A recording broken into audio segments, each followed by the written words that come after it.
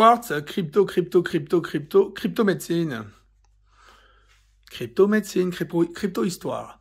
Crypto-médecine, histoire médiévale. La bactérie. Point bactérie. Alors, la théorie sur les bactéries, c'est pas terminé. Hein. Je continue d'étudier le problème. Alors, l'hôpital est-il suffisamment propre, trop propre, pas assez propre?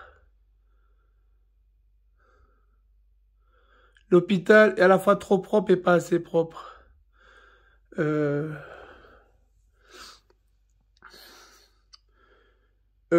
n'est pas normal, je veux dire, la bactérie ne devrait pas arriver à l'hôpital, c'est stupide. Elle ne devrait pas y être. Après, c'est normal, ça accueille des malades, donc c'est normal qu'elle y soit. C'est normal que la bactérie pathogène, le pathogène, pas la bactérie, le pathogène ne devrait pas arriver au milieu de l'hôpital, à son noyau. Après, c'est normal qu'il y soit, le pathogène, vu que ça guérit le malade. Je veux dire, vu que l'hôpital guérit le malade. Donc, c'est normal que le pathogène arrive à l'hôpital. Mais, donc, bon, un hôpital, il doit être propre. Tous les pathogènes doivent être morts, bien sûr. Bien sûr qu'il faut mettre partout de l'antibactérien, tuer toutes les bactéries à l'hôpital. Les bactéries pathogènes, je veux dire. Pas les bonnes bactéries. En revanche, enfin, quand je dis bien sûr, j'en sais rien, je parle plus le secret des dieux. C'est comme ça que je vois les choses. Peut-être qu'on pourrait faire un autre modèle différemment, je suis pas sûr de ça. Hein. En revanche, il faudrait pas le tuer, il faudrait pas... si tous les jours, il y a une femme de ménage qui vient tuer toutes les bactéries, non. C'est pas du tout la bonne solution. Si tous les jours, on doit faire venir une femme de ménage qui vient tuer toutes les bactéries à l'hôpital, le seul truc qu'on va faire, c'est une sélection darwinienne de la bactérie la plus résistante. Donc, c'est pas intelligent, là, comme concept. Le mieux, c'est que le pathogène n'arrive pas. Comme ça, il n'y a pas à le nettoyer. Si tous les jours, tu dois nettoyer des tas et des tas et des tas de bactéries dans un hôpital avec des produits de plus en plus costauds, tu finiras juste par sélectionner une bactérie qui résiste à la javel, qui résiste à ci ou ça. Après, c'est pas tellement le problème. Le problème, c'est la résistance aux antibiotiques. C'est pas la résistance à la javel, c'est pas la résistance... on est d'accord là-dessus. Parce que, bon, théoriquement, c'est costaud. Mais imaginons, pire, imaginons qu'on finisse par avoir des bactéries qui résistent à tout, à nos produits ménagers. Ça serait pas beaucoup mieux que la résistance aux antibiotiques, on est d'accord. Mais bon. Théoriquement, bon, on va dire, l'hôpital ne doit pas être plus sale à ce niveau-là. Il est propre comme il faut bien tuer tous les pathogènes, mais par contre, il n'est pas assez propre dans le sens, le pathogène ne devrait pas arriver sur place. Mais bon, vu qu'on accueille les malades, c'est normal, mais malgré tout, je veux dire, il faudrait pas... Ça serait con, ça serait bien que... Bon, il y a une source de sas, justement, quand on arrive à l'hôpital, il y a une source de sas d'arrivée, les urgences, tout ça, une source de sas de départ, mais ça serait bien que ce côté sas de décompression, ce côté sas soit peut-être mieux mis au point des fois, que vraiment la bactérie ne pénètre pas au centre, quoi, qu'elle reste juste à la superficie, je dirais, juste au périmètre, que la bactérie reste dans le périmètre et qu'elle n'arrive pas au cœur. Parce que elle y va des fois trop facilement. Tu rends visite à tes proches, t'es un glandu, tu vas voir ta grand-mère qui est en train de mourir, et t'es porteur du pathogène de la peste et personne ne le sait, et tu contamines tout le monde. C'est pas normal que le pathogène puisse rentrer si facilement au centre de l'hôpital. Aussi facilement, c'est pas normal. Ça, c'est le premier point. Sinon, pour le reste, c'est à peu près ça. Je pense qu'il faut... Et par contre, donc c'est pas tellement l'hôpital le problème. Là, je commence par l'hôpital, mais je crois pas que l'hôpital soit réellement le problème. L'hôpital, je crois que ça va. Malgré toutes les maladies nosocomiales, je crois pas que l'hôpital soit le problème de la bactérie. Le problème, c'est vous. Je veux dire, vous êtes tous beaucoup trop propres. Je veux dire, vous êtes propres comme des culs de bébé. C'est pas normal. C'est pas normal d'avoir les mains aussi propres. On dirait le Ponce Pilate tellement vous avez les mains propres. Vous êtes tous vous êtes tous trop propres. Vous avez tous les mains propres. Vous êtes Ponce Pilate. Vous en lavez trop. Vous en lavez tous trop les mains. Mais à la fin, à la fin, le Ponce Pilate, il a beau s'en laver les mains. Alors ça fait pas de lui un homme meilleur. C'est pas parce que vous avez les mains propres que vous êtes meilleur. Moi, je suis un mathématicien. Les mathématiciens, ça a les mains très douces. Ça ne fait jamais... ça n'a pas besoin de mettre les mains dans le cambouis, le mathématicien. Il veut faire une expérience, il n'a pas besoin de mettre les mains dans le cambouis. L'expérience, il a fait dans sa tête. Le mathématicien a toujours les mains propres. C'est pas comme le physicien qui, tôt ou tard, doit mettre la main dans le cambouis, faire des tournevis, lancer des lasers, tiens, il perd un doigt, bon, ça, c'est le physicien. Le chimiste, c'est pire, il commence à faire l'expérience, sa main, elle se décompose, merde, c'était de l'uranium. Ok, le mathématicien, il a les mains très propres là-dessus. Il a les mains douces. Donc, je sais ce que c'est qu'avoir la main douce. C'est beau d'avoir la main douce, on en est fier, mais quand même. Quand même, vous avez tous les mains trop propres. Et le cul trop propre. Vous avez des culs de bébés. Des culs tout propres des bébés. Des petits bébés. Et c'est pas la solution. Pourtant, la bonne solution n'est pas non plus d'être totalement sale. Être totalement crado, c'est pas la solution.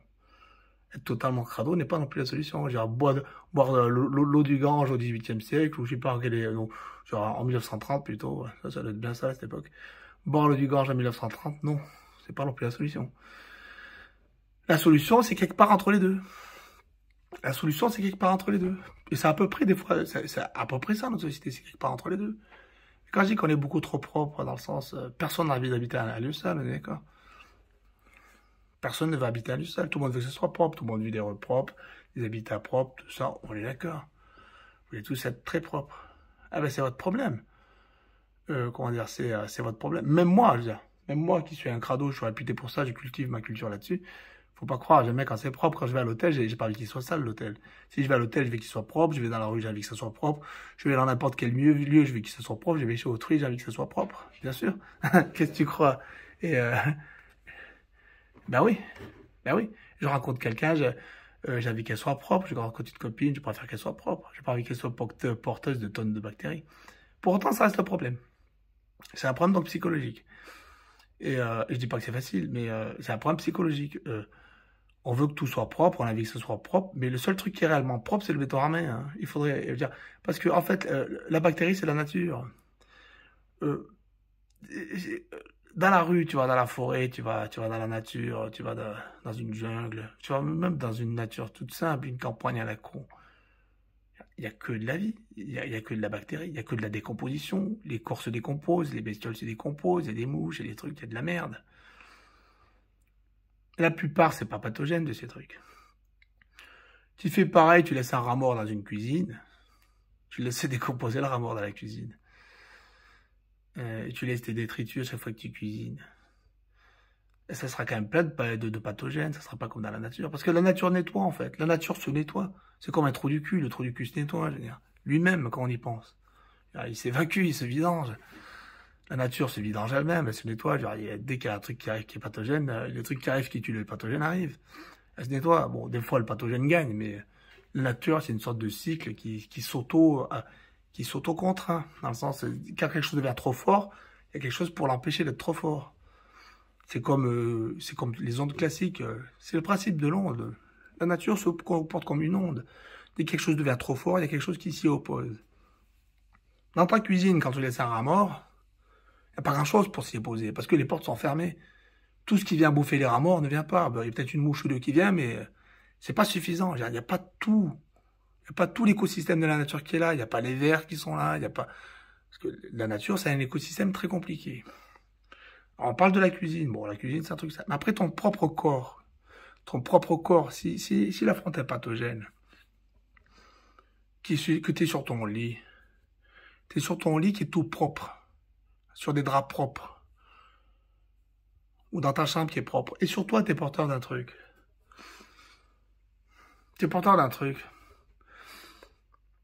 L'écosystème, il est fermé là aussi. Les portes sont fermées mais tout est propre. Quand tout est propre, il faut voir ça comme des portes fermées d'une cuisine. Dès qu'il y a un pathogène, il se fait plaisir. C'est tout. Parce qu'il n'y a rien pour l'empêcher. Ça ne veut pas dire qu'un type porteur d'un pathogène de la nature, il s'en sortirait mieux. Ça ne veut pas dire ça. Mais on ne sait pas des fois.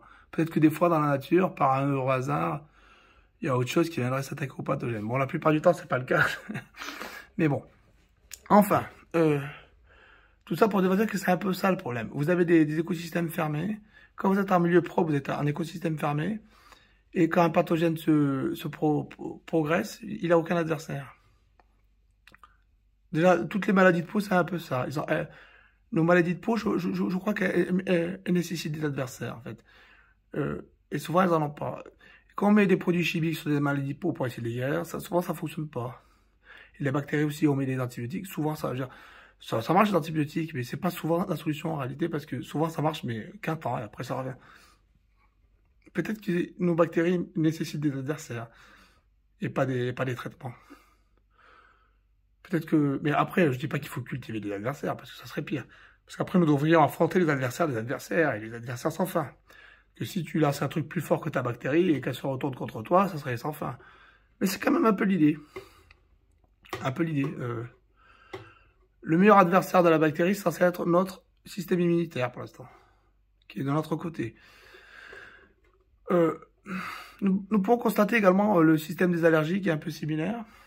Le système des allergies, c'est un système où, par exemple, je peux être allergique au métal, ou aux poussières, ou aux acariens. On peut constater finalement que l'allergie, c'est juste une allergie à quelque chose qui est extérieur à nous. Le métal, c'est extérieur à nous. Et notre corps n'est pas de métal, que je sache. Sauf qu'on est Terminator, mais la plupart du temps, c'est pas le cas. On n'a pas de métal en nous. Le corps n'est pas un métal. Et c'est vrai que si je porte un objet en métal très souvent qui reste quelque part, souvent c'est certains métaux, pas tous, que les allergiques. Si je porte un métaux sur ma peau tout le temps, mon corps peut devenir allergique. Ce ne sera pas immédiat. C'est rare qu'on ait l'allergie du métal immédiatement, sauf si c'est génétique. Mais souvent, on ne se rend pas compte. Mais à force de contact, le corps se dit, putain, c'est quoi ce truc-là? C'est un corps étranger. Donc ta peau, elle doit être au contact de la peau. À la limite du coton, ça lui va bien. Apparemment, pour l'instant, on n'a pas encore de trop d'allergie au coton. Mais par contre, on a allergie à plein de tissus, ça existe. On peut être allergique à des tissus synthétiques. Allergiques. La peau aime être au contact de la peau, voilà. Du cuir, ça lui va encore. Le cuir, bon, c'est une sorte de peau, le cuir. Le coton, ça lui va. Bon, c'est naturel, ça lui va encore. Le métal, des fois, la peau réagit. La peau peut réagir à plein d'allergies. Des fois, c'est notre propre barbe, comme ça, là, ou nos cheveux, ou nos sourcils. Des fois, notre peau est juste allergique à notre poil. C'est un truc de dingue quand on y pense. Mais c'est parce que c'est deux cellules différentes. La cellule de peau, c'est pas la cellule de poil. Et alors, la cellule de peau est allergique à la cellule de poil, parce que pour elle, c'est un corps étranger, c'est autre chose. Ça a beau être la même génétique, pour elle, c'est quand même différent. C'est tout. Et surtout parce que le poil, en plus de ça, en vérité, c'est qu'il porte plein d'impuretés. C'est pour ça que moi, des fois, je me lave très souvent les cheveux, là, ils sont propres. Ils sont pas très beaux quand ils sont propres, d'accord. Bah, j'accepte d'avoir une gueule de con de temps en temps pour avoir des cheveux propres. Parce que, excusez-moi, il y a une coupure. Je continue. Donc, les cheveux sont porteurs de plein de saloperies. Mais bon, ça personne l'ignore, je veux dire. Et c'est tout un écosystème, les cheveux. Et après, on a tous les acariens. Les acariens de la peau, des cheveux. Et tous les acariens ne sont pas mauvais, dans le sens, les acariens bouffent notre peau, ils la restaurent, ils bouffent les conneries. Il y a des bons acariens et des mauvais acariens, dans le sens, pas en général, je dirais, ici, c'est pas qu'il y en a un qui aime la Bible et l'autre le Coran, c'est pas ça. Non, c'est que il y a des acariens qui sont plutôt bons pour nous et d'autres qui sont plutôt néfastes pour nous.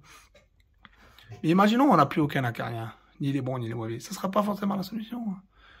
Parce que peut-être que les bons font le ménage de notre peau, font le ménage des peaux mortes et toutes ces bêtises. Après, donc c'est ça, c'était pour repartir sur le point des allergies, pour faire une sorte de petit parallèle en fait. L'allergie, c'est souvent un corps étranger qui l'a créé. C'est comme les greffes, quand on fait les greffes, c'est souvent, genre c'est toujours, quand un rejet de greffe, c'est parce que c'est un corps étranger. Le corps, en fait, c'est quelque chose qui semble se soucier de son identité, le corps humain. Il essaie de la préserver, il essaie de virer les corps étrangers.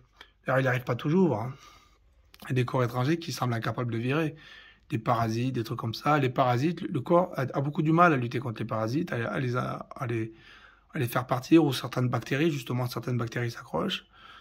Et une fois que ça a accroché, ça a du mal à partir. Si le corps n'arrive pas à lutter. Mais le corps, sinon, est quand même programmé, plus ou moins, pour lutter contre le corps étranger. Contre ce qui n'est pas lui, ce qui n'est pas ni son génome, déjà, mais également son constituant. Donc, on a dit, la peau n'aime pas trop le métal, elle n'aime pas trop non plus le cheveu. Parce qu'elle a un constituant, une barrière lipidique, elle doit respecter des trucs. Et ça l'ennuie, quoi. Et pour revenir à la bactérie, donc, l'allergie, comme le greffon, c'est un peu comme votre écosystème fermé. Donc, quand vous êtes tout propre, il faut voir ça comme un écosystème fermé. Vous êtes porteur de vos pathogènes, les pathogènes extérieurs ne rentrent pas, tout est propre, ok. C'est comme votre corps, je veux dire. Vous êtes là avec vos chaînes en métal, tous ces trucs-là. Mais il n'y a rien pour vous les enlever, vos boulets de métal, de métaux, là. Vos boulets de métal. Moi, je dirais boulets de métal, pluriel à boulets, mais métal, je le laisserai au singulier, je pense. Vos boulets de métal, il n'y a rien pour les enlever. Parce que vous êtes fermé, vous êtes dans une prison. Et si vous êtes allergique à vos boulets de métal, personne ne viendra vous les enlever, on est d'accord? Parce que votre écosystème est fermé. Et si vous êtes allergique, ben, vous serez allergique à vos boulets de métal, mais ils resteront bien accrochés. Parce que celui qui a la clé pour les enlever ne sera pas là. Il ne viendra pas les enlever. C'est le problème un peu de vos bactéries. Après, qu'est-ce qui peut vous sauver des bactéries dans la nature? À part les antibiotiques.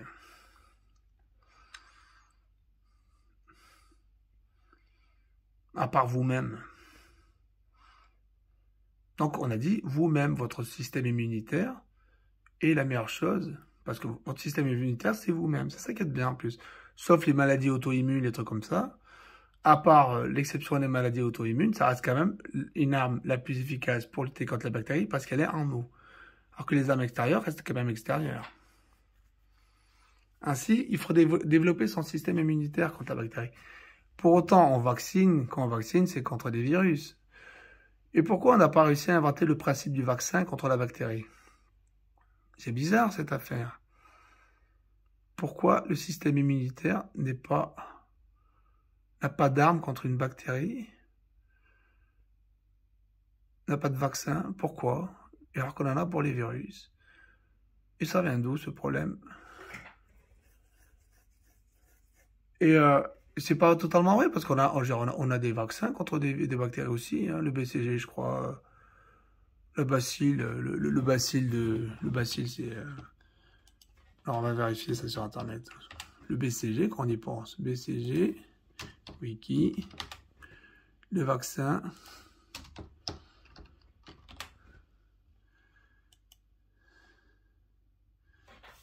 Le vaccin bilier de Calmette et Guérin. C'est un vaccin contre la tuberculose, voilà. Donc, on a bien des vaccins contre les bactéries aussi, je dis des bêtises, ben oui. Il faut développer plus cette idée, hein, parce que ça travaille beaucoup les vaccins contre les virus. Ils travaillent beaucoup les vaccins contre les virus, grippe, Covid. C'est important, hein. Mais ça serait bien d'inventer un véritable vaccin général contre les bactéries.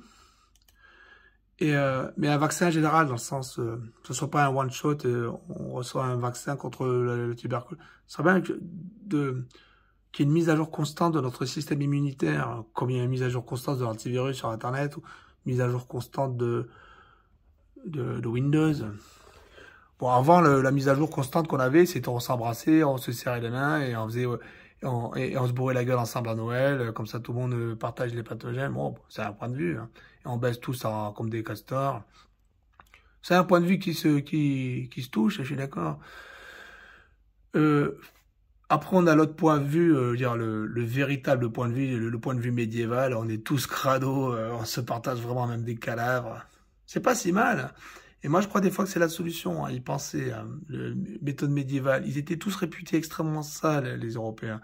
Tout le monde, même le monde musulman, se fout de la gueule des Européens, à quel point ils étaient sales au Moyen-Âge, et qui sont tous morts de la peste. Il y en a la moitié qui sont morts.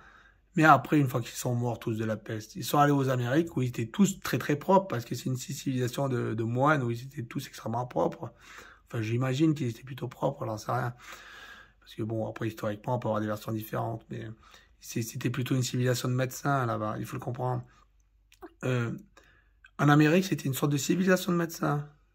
Aux Amériques colombiennes, je parle, précolombiennes et colombiennes, les Amérindiens, les Incas, les Aztèques, c'était des civilisations de médecins. Nous, on n'était pas une civilisation de médecins, on était une civilisation de gros crados qui font la guerre. Et tout le monde décrit souvent les Amériques, les Incas, les Mexicains, comme des grands astronomes, des grands mathématiciens. C'était avant tout des très très grands médecins, comme nous ici, là. C'était un peu ils ont inventé la chirurgie avant nous, ils ont inventé les drogues avant nous, des drogues bien plus puissantes que ce qu'on a ici. Ils les étudiaient déjà avant nous, d'anesthésie, tous les trucs comme ça. Et ils essayaient d'arracher les cœurs, et c'était vraiment une civilisation de médecins. Et c'est ça d'ailleurs que détestaient les Européens quand ils ont vu ça, c'était immonde. Dans le sens, c'était même plus, c'est déjà l'anatomie de Vinci, là, ça avait rendu fou le pape, mais là-bas, c'était pire, dans le sens, il y regardait en face, les organes. Donc, c'était une civilisation de médecins. En plus, ils étaient réputés très bons botanistes. Ils étudiaient toutes les plantes et leurs propriétés médicinales bien mieux que nous. Donc, c'était vraiment une civilisation de médecins, à la fois les Aztèques, qui étaient la grande civilisation puissante de l'époque, et les Incas, de l'autre côté, et qui étaient donc des moines, médecins, donc très érudits de la chose savante donc du corps humain. Et d'ailleurs, c'est une des raisons pour laquelle ils étaient très mauvais à la guerre, il faut le savoir. Ils étaient très mauvais à la guerre parce que, en fait, à chaque fois qu'ils faisaient une guerre, c'était une guerre entre peuples, c'était une tradition, ils devaient attraper l'adversaire vivant, pas mort, pour pouvoir faire des expériences dessus, de médecine justement. Donc ils essayaient, dès qu'ils faisaient une guerre, c'était une sorte de jeu, la guerre pour eux. C'est pour voir qui est le plus fort, pour voir quelle tribu doit gagner. Et on devait attraper à chaque fois l'adversaire vivant, on ne devait pas le tuer.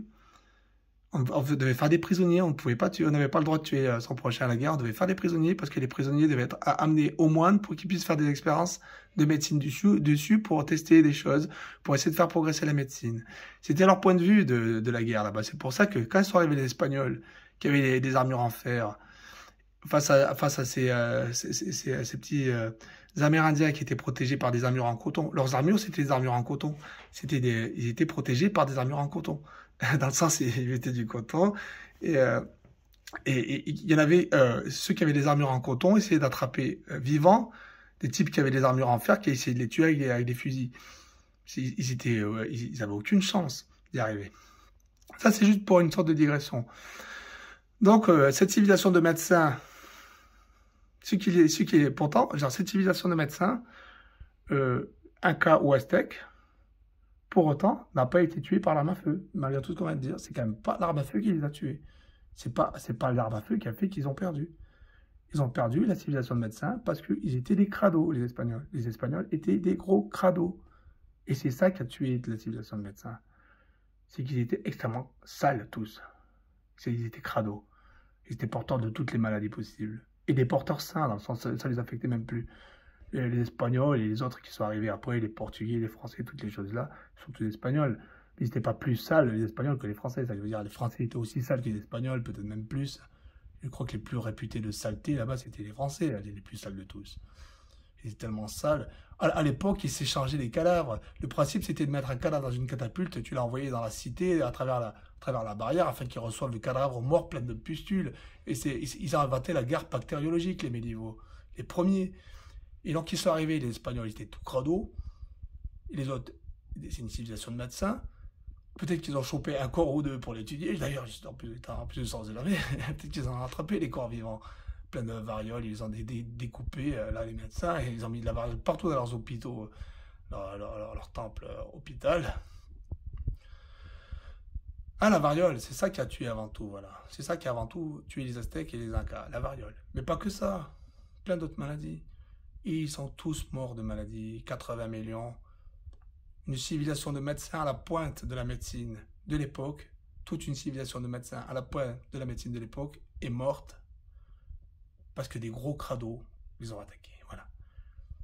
Et que il faut savoir que les gros crados, en retour, ils n'ont attrapé aucune maladie. Dans l'histoire, on regarde, est-ce qu'il y a une grande peste ou une grande famille de choléra, ou est-ce qu'il y a eu une grande maladie qui a touché les Européens? Rien du tout. Pour autant, on pourrait dire qu'ils auraient pu attraper aussi des maladies, vu qu'ils arrivent dans un espace, ils arrivent dans la jungle, il y a des maladies partout dans la jungle. Ils ont rien on n'en parle pas. Ça n'a pas fait. Apparemment, ça leur en a touché une sans faire bouger l'autre. Hein. Le choléra, les conneries comme ça, non. Je pense que l'Espagnol, il a attrapé le choléra, il a dit, oh, tiens, c'est pas mauvais ce truc-là. Tiens, c'est peut-être une boisson d'homme, ce truc. Et c'est tout. Alors, comme dans les tontons flingueurs, ils étaient tellement crado que n'importe quelle bactérie, ça leur en touchait une, sans faire bouger l'autre. Voilà la vérité. C'est comme ça que ça s'est passé. C'est le sens de l'histoire.